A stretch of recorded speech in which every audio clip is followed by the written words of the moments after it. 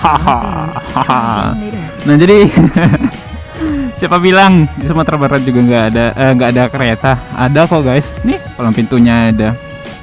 Nah tetap jangan pernah kalian ngelanggar palang pintu kereta. Kenapa itu dapat membahayakan kalian? Ini adalah kereta dari Padang Padang menuju Pariaman atau Pariaman menuju Padang nih. Gue gak tahu. Ini sekarang jam 8. Oh, jam setengah 9 berarti ini keretanya berada di. Nah tuh contoh orang yang melanggar banget. Sudahlah.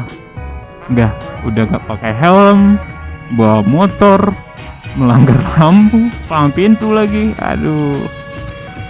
Pokoknya jangan ditiru guys, walaupun ini Sumatera Barat. Tapi jangan ditiru.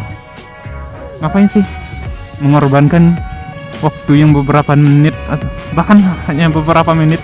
Ya, sangat berisiko lah guys. Jadi kalian harus menjauh nih dari rel kereta api karena medan magnetnya sangat kuat. Ya, hati-hatilah. Terutama kereta baru lewat ini.